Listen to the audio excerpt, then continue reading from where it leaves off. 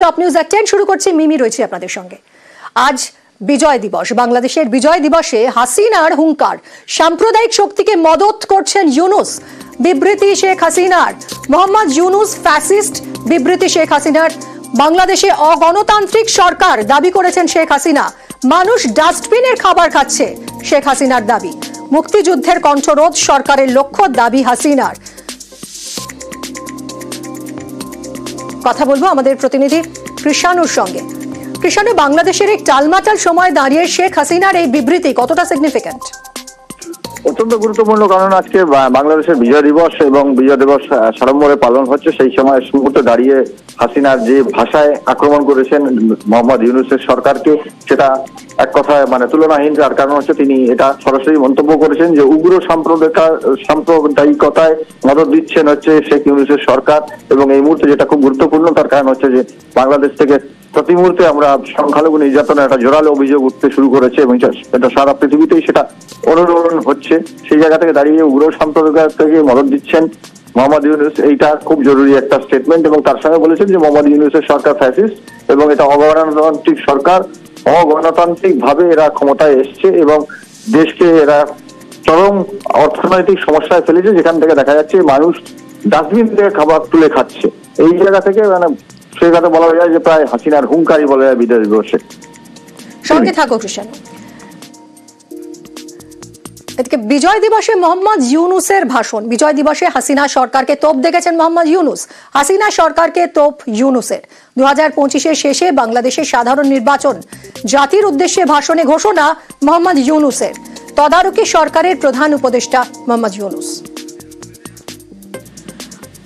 কৃষাণু, আমরা মোহাম্মদ ইউনূসের এই যে বক্তব্য আজ তিনি যেটা রেখেছেন, যেখানে তিনি আবার শেখ হাসিনাকেও আক্রমণ শানিয়েছেন, শহীদ বিজয় দিবসের প্রাক্কালে দাঁড়িয়ে এই যে একদিকে দেখছি আমরা শেখ হাসিনার বক্তব্য, বিবৃতি, করা আক্রমণ মোহাম্মদ ইউনূসকে লক্ষ্য করে, অন্যদিকে মোহাম্মদ ইউনূসের এই মন্তব্য আজ, এটা কতটা তাৎপর্যপূর্ণ?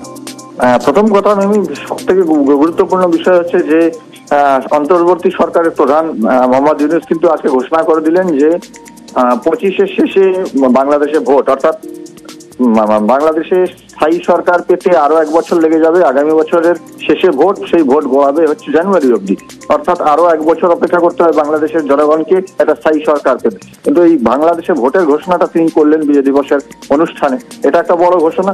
আর দ্বিতীয় হচ্ছে যে এটা প্রত্যাশিত ছিল যে পূর্বতন সরকার অর্থাৎ শেখ হাসিনা সরকারকে তিনি আক্রমণ করবেন। তিনি সেটা আক্রমণ করে সরকারকেও তিনিও পাল্টা বললেন আগের সরকার ফ্যাসিস্ট ছিল, এবং একই সঙ্গে বললেন যে আগের সরকারের আমলে গণহত্যা হয়েছে, এবং দ্বিতীয় হচ্ছে যে প্রচুর টাকা, প্রচুর প্রায় কোটি, হাজার হাজার কোটি টাকা বিদেশে পাচার করা হয়েছে। একদিকে শেখ হাসিনা যখন আমরা দেখছি ফ্যাসিস্ট বলছেন মোহাম্মদ ইউনূসকে, অন্তর্বর্তী এই সরকারকে, তখন মোহাম্মদ ইউনূস তিনিও ফ্যাসিস্ট বলছেন শেখ হাসিনাকে। ফ্যাসিবাদী সরকার দেশের অর্থনীতিকে ভেঙে দিয়ে গেছে, এটা সবাই বুঝতে পারছিল, কিন্তু অর্থনীতিকে কি পরিমাণ ধ্বংসস্তূপে পরিণত করে দিয়ে গেছে তার পরিমাপ সম্বন্ধে কোনো ধারণা করতে পারছিল না। শ্বেতপত্র প্রণয়ন কমিটি হিসেব নিকেশ করে এর পরিমাণ বের করে দিয়েছে। দিন দুপুরে সকলের সামনে থেকে হাজার হাজার কোটি টাকা ব্যাংক থেকে পাচার করে নিয়ে গেছে। কেউ বলার ছিল না, কেউ দেখার ছিল না। বিশাল বিশাল প্রকল্প নেওয়া হয়েছে ঋণের টাকায়। দেশে এমন ধরনের পোষ্যতোষী পুঁজিবাদ তৈরি করা হয়েছিল যার সুবিধাভোগী ছিল স্বৈরাচার ও তার সহযোগীরা। পাচার করা এই টাকা আপনাদের, এই টাকা তারা প্রকাশ্যে আপনাদের কষ্টার্জিত টাকা লুট করে বিদেশে ভোগবিলাসে ব্যয় করছে।